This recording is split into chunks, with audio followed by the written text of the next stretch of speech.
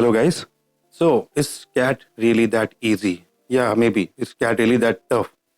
So this is a question जो मुझे लगता है कि whenever anyone starts preparing, ये सबसे पहला question दिमाग में आता होगा.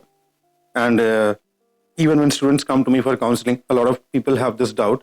And then there are multiple answers to it. कुछ लोग बताएंगे बहुत टफ है, कुछ लोग बोलेंगे नहीं नहीं बहुत आसान है.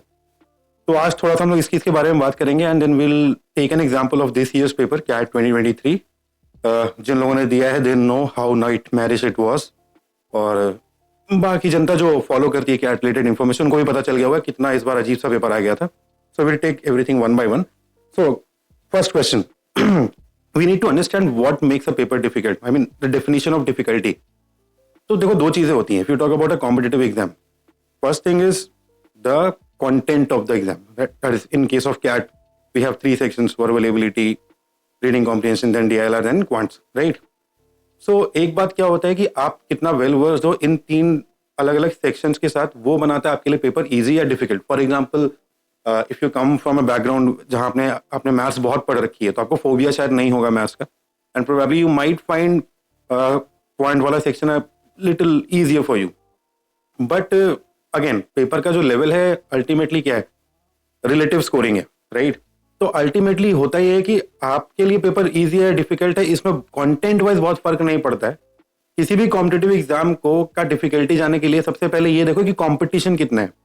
तो if we talk about CAT, around 2.5 lakh people max to max they appear. मतलब इस बार मैक्सिमम था 2.88 lakh people appeared in the exam.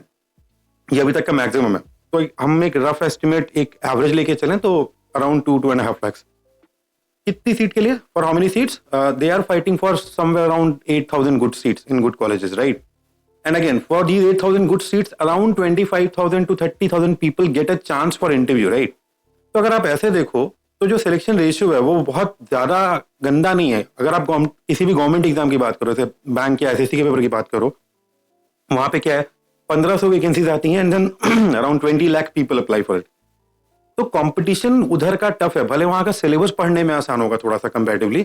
तो पहले तो आपको ये समझना है. नाउ सेकंड थिंग, अभी आप कैट के बारे में देखोगे तो specially people who start preparing a little late, I won't name anyone but YouTube is full of people जो तुम्हें ये बता देंगे कि भाई 120 दिन में भी निकल सकता है, which is of course not reality for 99.9% of the people.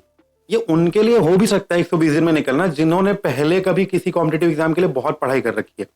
Let's say जिन्होंने जेई क्लियर किया हुआ है, people who are from IITs, उन्होंने अपने जेई के टाइम पे इतना मेहनत किया होता है कि उनका लॉजिक और मेहनत करने का कैपेसिटी ऑटोमेटिकली इंक्रीजेस. तो when we compare that with CAT का पेपर, उनको लगता है हाँ सिलेबस कंपैरेटिवली काफी आसान है और उनके पास एक कॉन्फिडेंस लेवल भी है, तो उनके लिए शायद पॉसिबल हो कि हाँ 120 दिन 100 दिन में हो गया.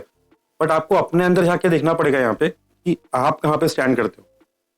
टू बी वेरी ट्रू, एक एवरेज क्राउड के लिए it will take around 7 to 8 months, मतलब 7-8 महीना तो चाहिए ही चाहिए प्रिपरेशन का, मिनिमम बता रहा हूं मैं. इसमें लगातार बहुत ज्यादा पढ़ाई नहीं करनी होती है, थोड़ा थोड़ा गैप लेके ही करना होता है. बट आप ये नहीं बोल सकते कि 4 महीने में निकल जाएगा, गारंटी नहीं होता इस बात का. इनफैक्ट अगर निकला भी तो आप अपने मैक्सिमम पोटेंशियल पे स्कोर नहीं कर रहे होगे, एंड अनलेस आप वो नहीं कर रहे हो, देयर इज नो पॉइंट कि आप ये बोलो कि हाँ मतलब काम हो गया टाइप्स. तो please be aware of such people. अभी आप देखोगे तो मेल्स और पता नहीं क्या क्या आता रहता है, न्यूज़लेटर आते रहते हैं कि हाँ लास्ट 50 डेज में कर लोगे या 15 दिन के अंदर स्ट्रेटजी, मतलब मुझे नहीं पता उसमें क्या है, but that is not at all relevant. Please refrain from following anything of that sort. Now अगर मैं इस पेपर की बात करूं तो अगर मैं सेक्शन वाइज बात करूं तो वर्बल एबिलिटी, रीडिंग कॉम्प्रिहेंशन, अगर आपका रीडिंग हैबिट नहीं है this section can not be concrete at all. एक नेचुरल रीडिंग एक्यूमेंट होना चाहिए, नहीं है तो डेवलप करिए. डीआईएलआर के लिए आपको थोड़ा सा रीजनिंग स्किल्स, जैसे कुछ लोगों को मजा आता है पजल सॉल्व करके या रियल लाइफ प्रॉब्लम्स को सॉल्व करने में, अगर आपके अंदर ये चीज नहीं है please develop this habit, start solving sudoku. और हम लोग इस बारे में डिटेल में बात करेंगे, बट अभी मोटा मोटा आप समझ लो तो थोड़ा बहुत पजल्स सुडोकू ये सब सॉल्व करना आपको स्टार्ट करना पड़ेगा. Now the third section quant. Quant के लिए बहुत ज्यादा in depth knowledge of maths नहीं चाहिए होगा, to be very true. But हाँ पहली चीज आपको फोबिया नहीं होना चाहिए मैथ्स से. जिनको डर लगता है उनके लिए सिंपल चीजें डिफिकल्ट हो जाती हैं. दूसरा, जिनका मैथ्स का बैकग्राउंड एकदम बहुत टाइम से आउट ऑफ टच हो, best thing what you can do is take 1 week time, just go through the syllabus of NCERT class 6 से लेकर 10 तक का. ऐसे बहुत सिलेबस पलट लो एक बार, तुम्हें खुद याद आ जाएगा कि अच्छा ये चीजें मैंने कहीं तो देखी हुई हैं. और तब आप जब पढ़ना शुरू करोगे तो things will automatically start making sense, right? तो ये तो रही ये वाली बात. Now what makes a paper difficult? So I'll put that example of this year's paper, CAT 2023. Her centre के बाहर आप जब भी अगर कोई खड़ा होगा, जैसा मैं गया था, घूम रहा था, सेंटर से जब लोग निकल के बाहर आ रहे थे ना पेपर देखे, तो ऐसा लग रहा था जैसे पता नहीं क्या हो गया, सब शांत. And the level increase with every section. Morning slot में फिर भी फेसेस वर ओके, आफ्टरनून स्लॉट में थोड़ा सा लोग और थे कंफ्यूज कि क्या है. इवनिंग तक तो आते आते जो लास्ट वाला स्लॉट में बच्चा निकला है, कोई कुछ बोल नहीं रहा था. नाउ हुआ क्या? तो देखो, मतलब पहली बात तो ये बहुत समझना जरूरी है, this is a paper of mind set. आपका नॉलेज, आपने कितनी पढ़ाई करी है, ये सारी चीजें सेकेंडरी हो जाती है अगर आप उस 2 घंटे में परफॉर्म नहीं कर पाते हो. पेपर अगर टफ है तो सबके लिए टफ है, और टफ पेपर में स्कोर करना बेटर होता है, मतलब इजी होता है. क्यों? क्योंकि है, समझो ऐसा कि इस पेपर में जैसे क्या हुआ, I am talking about faculty जो बहुत साल से पेपर दे रहे हैं. जो क्वांट का एक एग्जांपल ले लो, जो 22 में से 20 क्वेश्चन तो आराम से हर बार करके आते थे, इस बार I have not heard a single person solving more than 14 question. तो अगर कोई 14 कर रहा है और आप 8 तक ही जा पा रहे हो, 8 क्वेश्चन भी कर रहे हो, तो आपके और उसके मार्क्स में बहुत सारा गैप नहीं होगा. लेकिन जब वो 20-22 कर रहा था ना, तब आप 11 कर रहे थे, तो बहुत लंबा गैप हो जाता था. तो डिफिकल्ट पेपर में फायदा ये होता है कि कम मार्क्स पे बेटर परसेंटाइल बनता है. इस बार एज वी आर प्रिडिक्टिंग, अगर मैं ओवरऑल बात करूं तो 99 परसेंटाइल 70 के स्कोर के आसपास होगा टोटल. और अगर मैं बात करूं 90 परसेंटाइल की, तो I don't think it will touch even 40. ठीक है, इसका एक detailed analysis will be putting soon. एक बार रिस्पॉन्स शीट आ जाए, उसके बाद will talk more about it. तो समझने वाली बात क्या है, वर्बल वाला सेक्शन मोस्टली किसी को समझ में नहीं आ रहा होता है कि कैसा गया है. आपको एक बेसिक हंस होता है कि हाँ शायद यार, मतलब क्वेश्चंस डूएबल लग रहे थे, मैंने जो किया वो सही किया है. कभी कभी आपको डिफिकल्ट लग रहा होता है पढ़ने में, but you can get selective, आपको एग्जैक्ट आइडिया नहीं मिलता. नो, DILR में इस बार क्या गेम हो गया, किसी भी स्लॉट में कोई भी एक पूरा सेट मैंने नहीं सुना जो किसी ने बोला हो कि पूरा सेट इजीली खुल गया था.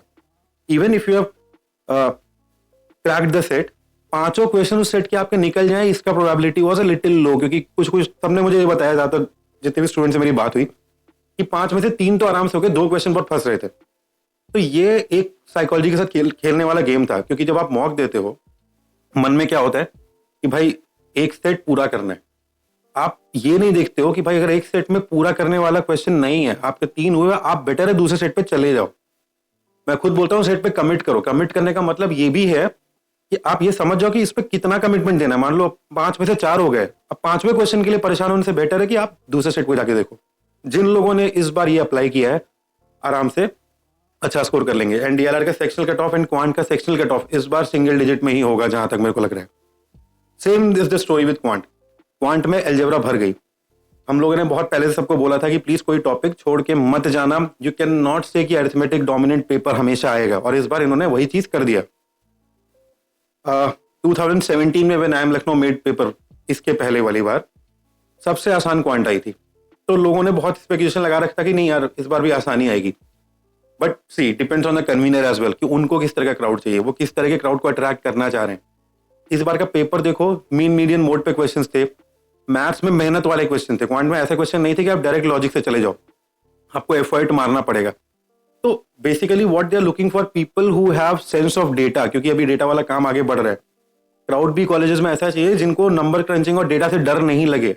रिगार्डलेस आपका बैकग्राउंड पहले क्वांट का मैथ्स का था या नहीं था, आपको भी थोड़ा सा डेवलप करना पड़ेगा. नाउ देखो, again coming to the basic question which I started from, कि कैट आसान है या नहीं है. तो all those people who are planning to prepare, make sure of a few things, that it doesn't only require your time and effort in terms of academics, it requires your time and effort in terms of your personality change as well. अगर आप अपने personality में कुछ basic changes नहीं लाओगे, ये paper आप कभी नहीं निकाल सकते. और वही अगर आपने थोड़ी थोड़ी चीजों पे ध्यान दिया, अपने अंदर कुछ वो बेसिक चेंजेस पर्सनैलिटी वाले ले आए और थोड़ी सी मेहनत कर दी एकेडमिक्स पे, it will be a cake walk.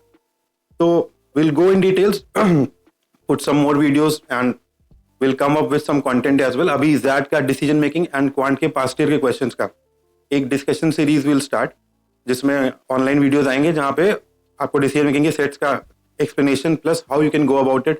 Quant के जैट के जो पहले के आए हुए क्वेश्चंस हैं उनका एक्सप्लेनेशंस, ये सब मिलेगा. You can comment in the comment section, आप पूछ सकते हो वहां पे आपको कोई क्वेरी है तो.